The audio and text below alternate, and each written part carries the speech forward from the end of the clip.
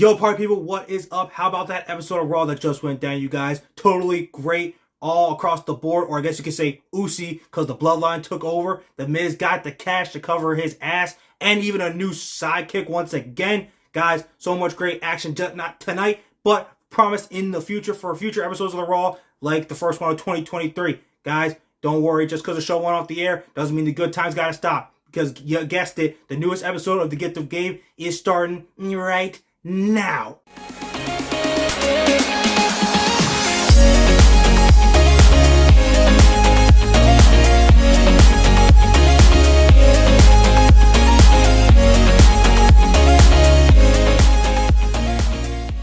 So you guys, we got a lot of cool stuff that went down here tonight on Raw, but we kicked things off with something totally expected just overall, but it actually was sanctioned. Rhea Ripley, she's been beating up on the guys pretty much for months. We knew that she was capable of that. I mean, just look at her. Aside from being totally attractive, she's freaking jacked. She could beat up any of the male wrestlers if she wanted to. She's displayed this in the past. But tonight, she actually got to do it in an actual full-on match.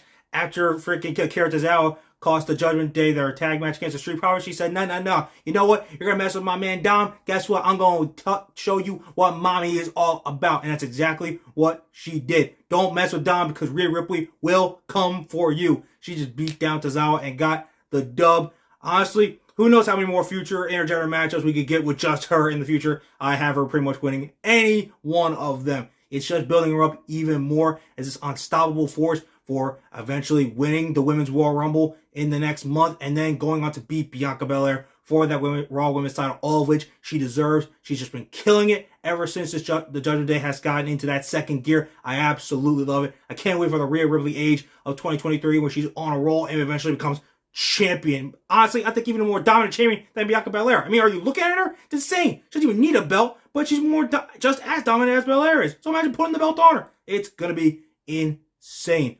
Loving it from all around. I'm a Mami lover as well as a Dom lover. So don't mess with either of them or you're going to pay. And speaking of pay, man, looks like payday came early for The Miz because he won that double or nothing, all for the cash stash ladder match here tonight on Raw over Dexter Lumis. But he got some surprise assistance from, didn't expect this, the returning Bronson Reed. Dude laid out Dexter Lumis, including with the freaking tsunami. That move is just brutal. It's just a big, almost 300 plus pound, close to 400 pound man just splashing you. Dude, you're not getting up from that for at least a couple minutes.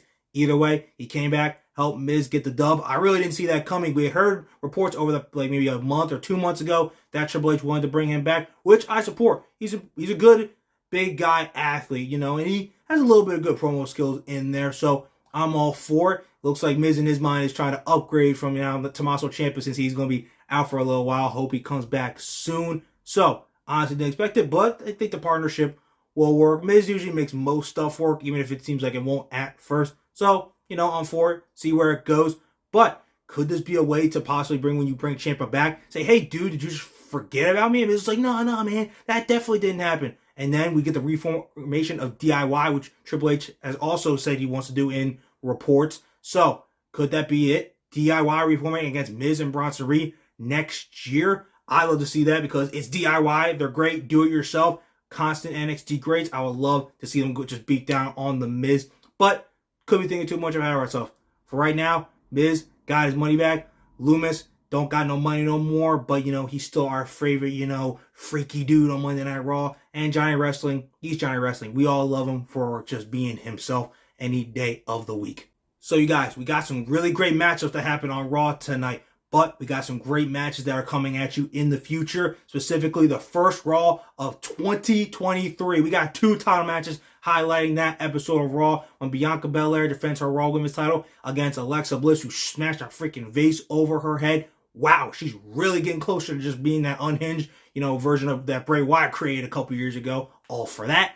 And Austin Theory, the Now. He ain't the kid. He's going to defend his title against, you guessed it, he is a revolutionary. He's a visionary. He is Seth freaking Rollins in the first Raw to kick off the year. Honestly, guys, as we can all expect and know, neither of these titles are changing hands. I at one point thought that, maybe they could go to the Royal Rumble with this, but I agree doing that like on the first Raw of the year. Don't drag it out more than it has to be dragged out. Let's just do it. Let's just get it done. let's just get right to the fighting that needs to get things done.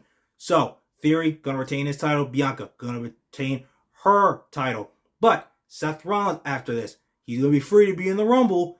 I was thinking for a second during tonight, like during the tag title, like not tag title, during the tag match later on in the show, more on that later, that, maybe Seth could get inserted into the KO versus Roman feud because he did name drop the Bloodline, which is what led to the main event. But he'll probably just end up being in the Rumble, and if Cody's going to be in it, then he'll probably be on the result of Cody tossing him out of the Rumble, which will lead to like a one more last blow-off match between the two, since, Seth took him out with that freaking sledgehammer to his already injured, torn pec after their Hell in a Cell match this past June. So, that's my prediction.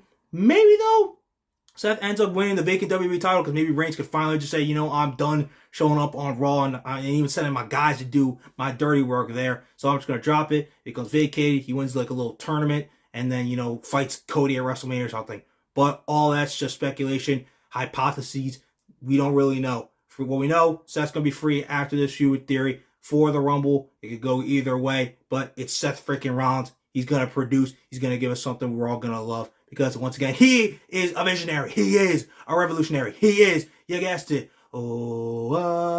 Seth freaking Rollins. Honestly, you guys, I loved Raw all across the board tonight because of one simple thing. The Bloodline came and they handled that business. You don't mess with the Bloodline, especially when the honorary Uce, the Uceologist Sami Zayn with them, because they cannot be stopped. God dang it. And it was beautiful. From the second the freaking show turned on, coming on the air, they were beating down everybody in the back, in the ring. It didn't matter who you are. The Bloodline was coming for you as ordered by the Tribal Chief. And because of that, Sami Zayn ended up having to go one-on-one with the phenomenal AJ Styles. And I was like, come on, dude, don't let our boy Sami freaking Uso take an L here. And thanks to his boy, our boy, the Enforcer, Solo Sikoa, the Street Champ, he was able to get another dub over AJ Styles. The teamwork is still there. They're like, freaking this, baby. And I freaking love it. It's beautiful. I love that Sami got the dub freaking all day, every day. But it didn't stop there. Because like I said, Rollins was name dropping the tag champs.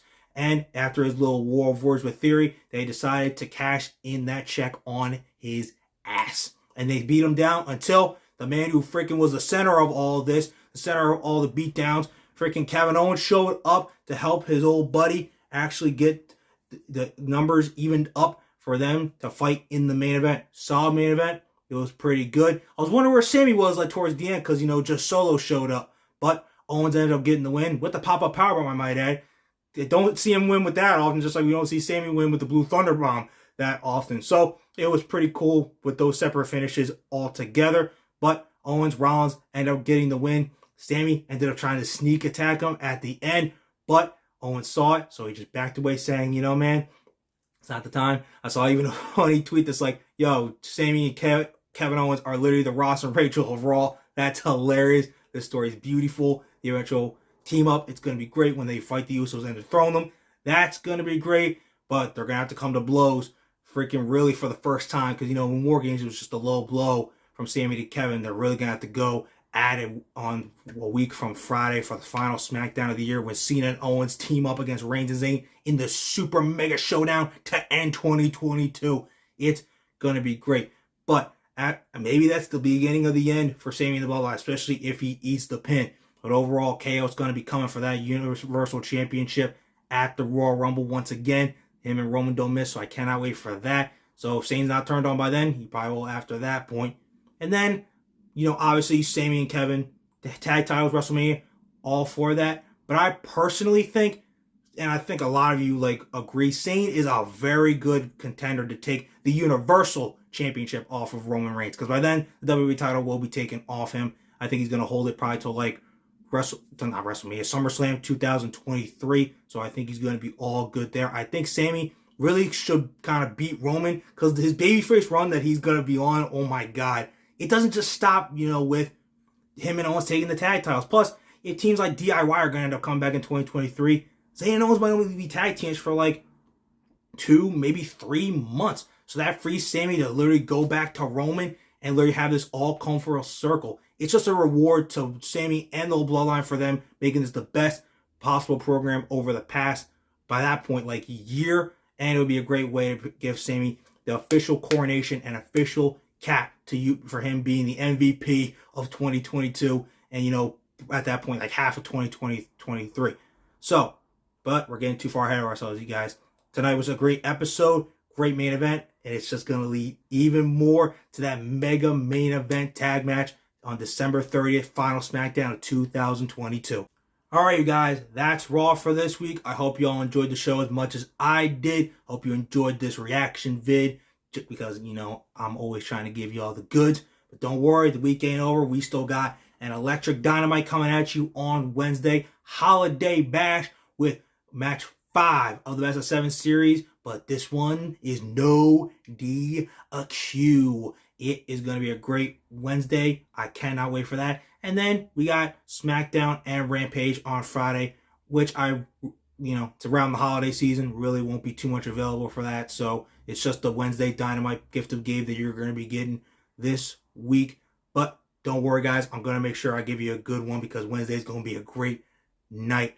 We're at the holiday season. The year's almost over. Great stuff's coming at us. Dynamite this week. And SmackDown Rampage for this week too. And then next week, even though Raw doesn't have, having a best 2022 show, you got the freaking New Year's Bash with Samoa Joe versus Wardlow for the TNT title. And then match 6 of the Best of 7 series, which is going to be Falls Count Anywhere. And then finally, I cannot even begin to keep telling you about this because we're all so hyped. The mega tag team match, Cena, Owens, Reigns, Zayn on the final SmackDown of the year. You're not going to want to miss those shows. You're not going to want to miss what your boy has to say, the best gabber of wrestling in the biz, after the show. But until then, you guys, don't forget to like and subscribe if you like what you saw here today. I will see you guys later after Dynamite on Wednesday. Happy holidays with pure, unadulterated violence. I will see you guys after Dynamite on Wednesday. Deuces, fuses. And hey, before I go, don't forget, when it comes talking wrestling, who better to gab with than Gabe. All right, guys. See you Wednesday. Peace.